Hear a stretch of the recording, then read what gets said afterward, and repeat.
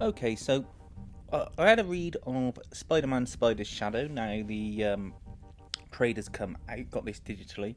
It's by Chip Zdarsky, and it's part of his new What If range. Obviously, What If has been around for ages with Marvel, but he's been behind trying to push it forward.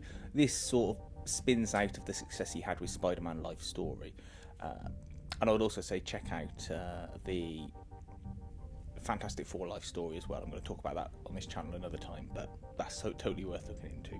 Anyway, Spider-Man Spider's Shadow is what if Spider-Man kept the symbiote suit. And so you have Spider-Man, Peter Parker. He's at the point where he's tired, the suit is having him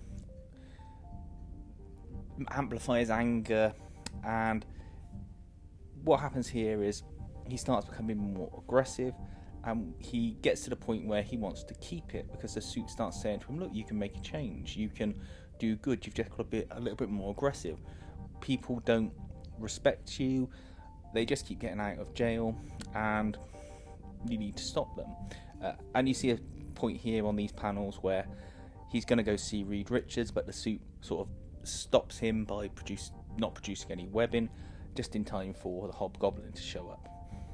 And this is the main turning point where he has Hobgoblin, and instead of playing the game as Hobgoblin would say and leaving him for the police, he just unmasks him and does what you should really do, which is he unmasks him, then he beats the shit out of him and says, I know who you are, the rules have changed, tell everyone I'm coming for them.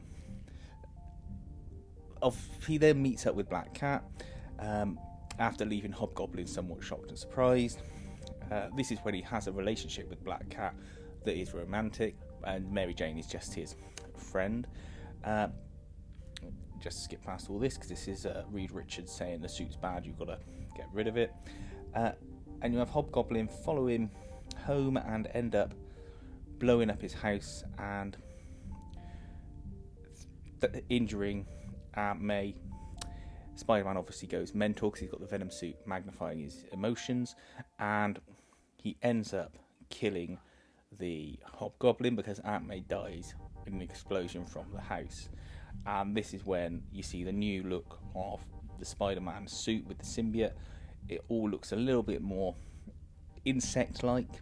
It's not Venom, they don't go giving him jaws or anything, but they make him look more like a nasty spider-like face. And I really like this design of the suit as well. I would be quite happy if this was a new version of the Venom suit anyway. I think it looks sinister, I think it looks dark, and it's really good.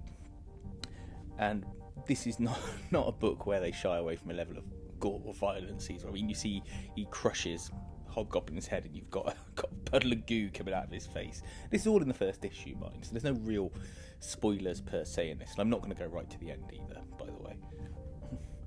You just follow him as he sort of mans up against people. The Kingpin finds out about Spider-Man having crossed the line, and he says, well, look, I'm happy taking a hit with Spider-Man just sort of doing comic book antics and stopping goons, but now he's playing for keeps.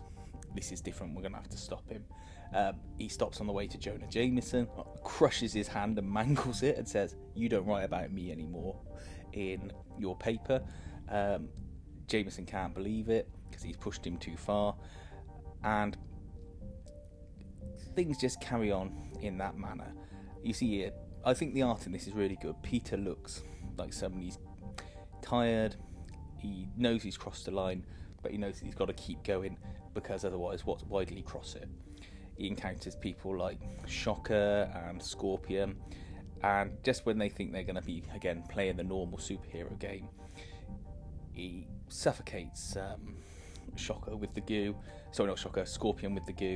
and as you see here, goes to see Kingpin and ripped off Shocker's arm and Scorpion's tail, so he just drops some appendages for him. And this scene I really liked because Kingpin's just about to start doing a big speech about how he knows it's Peter Parker, and Spider-Man just stops him dead in his tracks and destroys his face. That does come back at the end, but he essentially kills Kingpin, takes him out of the equation by just punching through his head. Although you don't see it, which is important.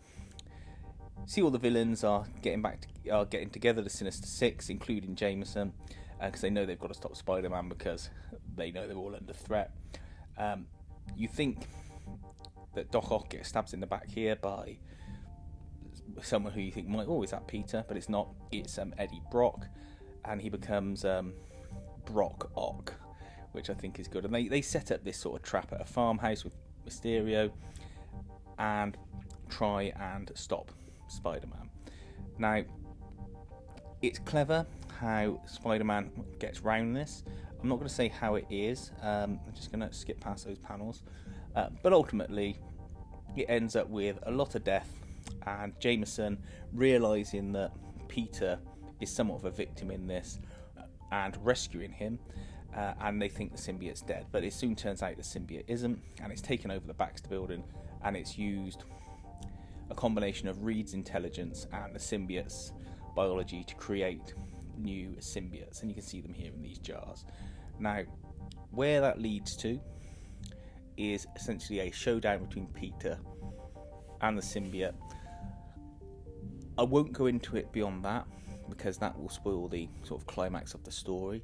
All I say is, I think it was a shame for this book that's had such good art all the way through. They sort of cop out a little bit on what some of the people who get affected by the symbiotes later look like. I don't think they're particularly inspired, and they're not particularly interesting to look at. But you know, that's me being hypercritical. You know, I can't draw these things.